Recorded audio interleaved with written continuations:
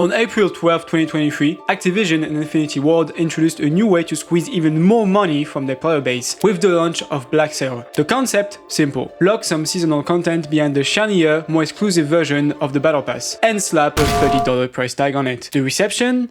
Let's just say, not great. To this day, BlackCell remains one of the most widely criticized monetization practices in Call of Duty history, especially because Activision keeps doubling down on it. So when Embark Studios announced a similar system for the finals, like many others, I was very skeptical. But then I took a closer look and changed my mind. Hi, my name is Creed, and today we're diving deep into the ultimate battle pass from the finals, comparing it to Call of Duty's BlackCell and exploring how Embark might have done it right from the start. We'll start by breaking down the pricing and content differences between the two passes, from free and regular tiers to their premium versions. Then I'll look at the bigger picture, who's making these games, where the money goes, and why that actually matters. Finally, I'll answer the question, should you buy the ultimate battle pass? As always, I love hearing your opinions, so feel free to comment what you like or dislike about the finals ultimate battle pass. Any feedback on the video is also welcome. Oh, and just to be clear, I'm not sponsored or partnered with Embark in any way. My takes are entirely my own. Like I said earlier, when Infinity Ward launched BlackCell during Season 3 of Modern Warfare 2, the one where people were slightly less likely to say the N-word, players were not happy, as they should have been. By that point, players were already shelling out $70 a year for what often felt like half-finished games, plus $10 for mid-tier's battle pass that barely justified their cost. Over time, sure, the battle passes improved slightly, but they still felt bad to buy. It's a common theme you'll see in Steam reviews. People want the content, but they hate supporting Activision financially. Especially when, in Modern Warfare 3, Activision started locking the best-looking cosmetics behind BlackCell, while the regular battle pass became laughably bad. I know this feeling firsthand.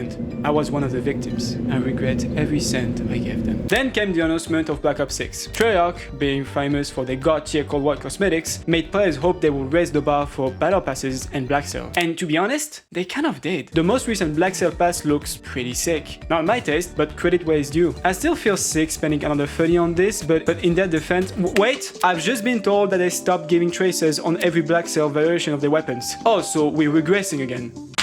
Great! Anyways, coming to the content, I'll break down the passes from Season 7 of the finals and Season 4 of BO6. And I feel like I need to mention this because I've seen a lot of misinformation out there, but with both games, by buying the regular battle passes, you obviously do get access to the free rewards. And when buying the $30 editions, you do get access to both the free and the regular battle pass. This might seem obvious by some, but a lot of people have misinterpreted this. So, starting off with the free battle pass, so anyone who's willing to grind can get all of these for free. In the finals, you get a total of 26 items, including 375 multi-box, a sticker, a legendary robot skin, this slightly animated revolver neon skin, some animated glasses, animated nails, a GIF, a gun charm, a legendary sticker, a slightly animated XP54 skin, which looks pretty cool in my opinion, a legendary animated frame, a CD player because we're fucking boomers, an emote, another legendary sticker, another gun charm, an SFX, a t-shirt, a VGA cable as a gun charm. If you don't know what these are, you probably legally cannot drink, more gun charm, an emote, a spinny pack animation, more stickers, and literally one of the best, if not the best skin in the whole battle pass, the mythic final reward for free. Even if you strip out the stuff that most people don't really care about, by just playing, you can get 2 amazing character skins, and this alone makes this a W. Now, if we come to the free Black Ops 6 battle pass rewards, you get an emblem, a weapon charm, 45 minutes of weapon double XP, a new weapon. Hold it right there. Yes, because for those who haven't played the COD franchise in a while, you unlock new weapons through the free battle pass. Yes, it's lame and only meant to make you play longer. A big sticker, 30 minutes of double weapon XP, a spray, a super mid shotgun, let's be real here, the FAMAS because they love using nostalgia as their selling point, you'll never be her, a grip?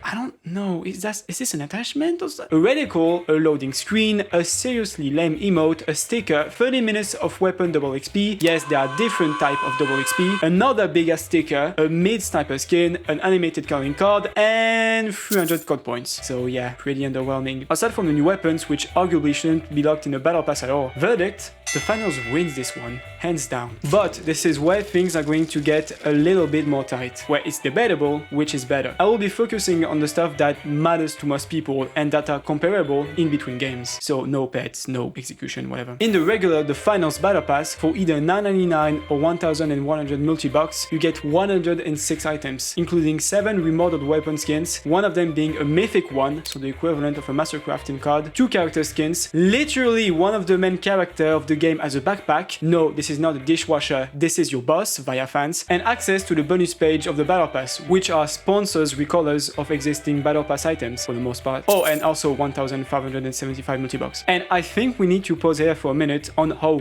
good the remodeled skins are this season. Like, every single one of them are fire. Some of them also have some slight animation and effects, but not as noticeable as some of the skins in the Black Ops 6 battle pass. Cutting the boring content short, for $9.99 or 1,100 code points, you get access to 109 items, including a 10% XP boost, 2 weapon skins that are just recolors pretty much, 2 premium skins, 1 mastercraft and 1 reactive. They both have tracers and special effects, which is cool, 7 operator skins with some of them having effects, 1,400 code points, and more importantly, a potato grenade skin. Absolute peak. Best item in the battle pass. Hey, so I forgot to mention these 16 weapon skins.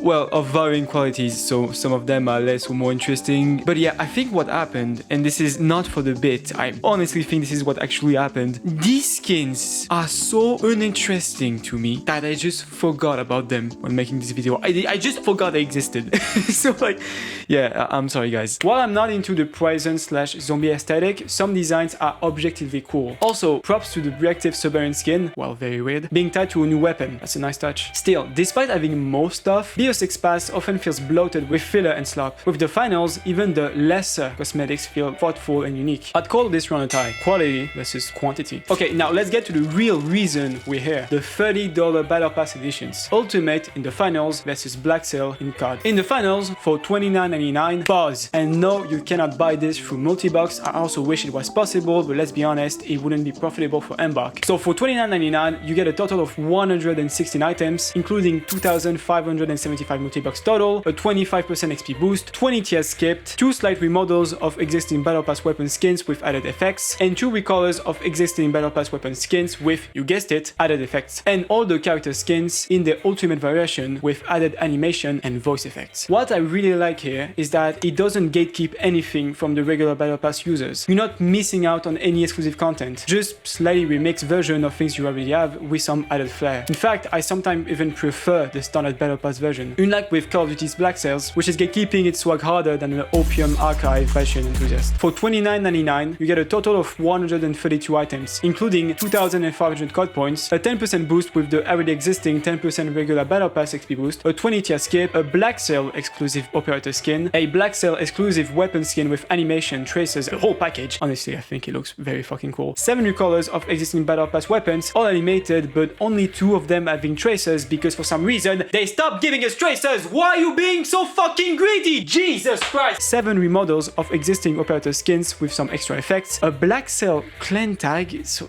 like everyone knows you're making poor financial decisions, and finally, this is the worst part, extra event rewards. Now this is peak gatekeeping. If this is your first time seeing a BlackCell pass, Embark's version probably feels early familiar, and you're not wrong, it's the same blueprint. That said, personally, I lean more towards the finals edgy night purple cyberpunk vibe over the BO6 prison zombie aesthetic, but hey, I get the appeal. I gotta admit, those ghost chain skins, they look sick. And for this one, I think it might be a tie again. Or is it? Now, let's be real. Comparing the finals ultimate battle pass to BlackCell comes down to personal taste. From a value standpoint, they're pretty close, except for a few critical details like customization, which is not a detail at all in my opinion, it's huge. Oh wow, you love this skin, but you hate how it looks played in front person. Too bad, you stuck with it. Oh wait, you love the skin, but you just want to change how the front barrel. Yeah, fuck you too! That's where the finals cosmetic truly shine. Beyond just the art direction, which yes, I personally prefer over Treyarch's, there's actual freedom and player agency. And if you don't know already, I'm a customization addict since I started playing Spore in 2008.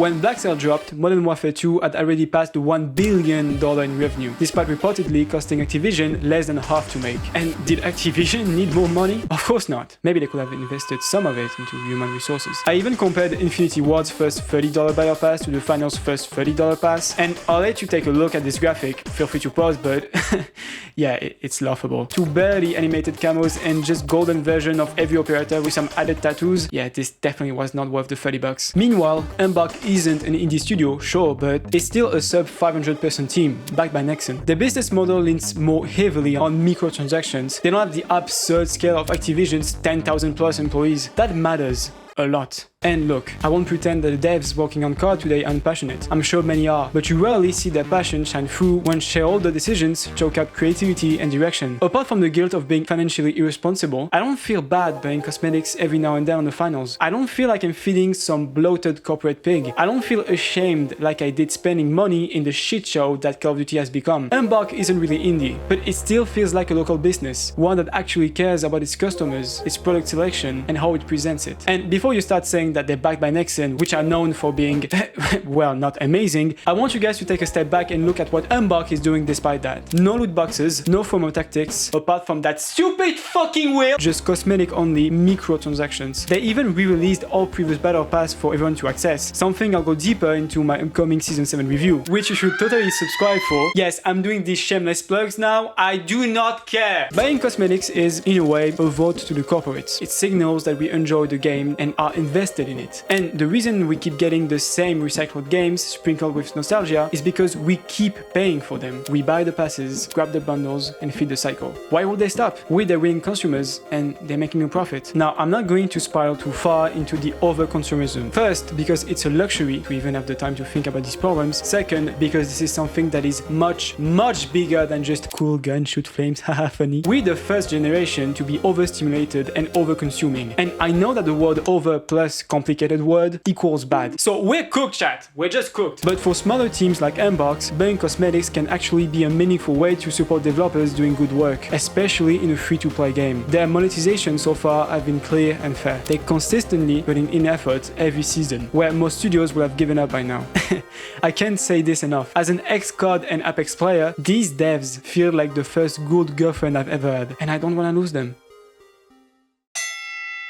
So, should you buy the Ultimate Battle Pass? If you like the finals, want to support Embark, and can afford to drop $30 on a game, then yeah, go for it. The content is solid, but honestly, you still get some of the best stuff from the free and regular pass. Sure, you might miss out on some cool alternate outfits or weapon skins, but you'll get over it. And please, for the love of God, don't spend your money on this if you can't afford it. I do not want to see any of you showing up on Caleb's show because of this. How much did you spend? 1 million beers. Jokes aside, I mean it. I won't get too deep here. I know this is just a video game, but real life is a shit show right now and it's getting worse. For the most of us, we have to get ready for what's ahead, mentally, physically, and especially financially. $30 is a lot. And speaking from experience, that skin isn't going to replace a good meal or a night out with your friends. If you're unsure, give it a week, maybe 2. And if by then you still want it, then sure. From what I understand, if you buy the Ultimate Pass after getting the regular one, you get your multi-bucks refunded. So you should be good either way, but don't risk your well-being over this. Wow, this got dark quickly. Am I right, guys? Like I said in the intro, I'd love to hear your thoughts on this. I get why some people are skeptical, but as long as the exclusive content isn't locked behind a paywall, I don't mind the system existing. And yes, the Season 7 review is still coming. This video actually started as a brainstorm for that one, but I felt like this whole $30 situation deserved its own deep dive. Plus, it gave me a chance to unload years of repressed rage towards BlackCell. So don't worry, it's coming. I just want more time with the new season first. In the meantime, if you're craving more, I recently dropped a video of me playing in the Season 7 preview event, featuring Oscar, of all people. It was surprisingly fun. And if you like my text and sarcasm, I also released an hour-long tier list of every medium weapon skin. Okay, I think I should be done plugging my own content now. Oh yeah, I've also started using my Twitter account now, so you can help me with my terrible tweets. And no, I will never call it X! Anyways, any feedback is always appreciated. Thank you guys for watching, and I'll catch you next time.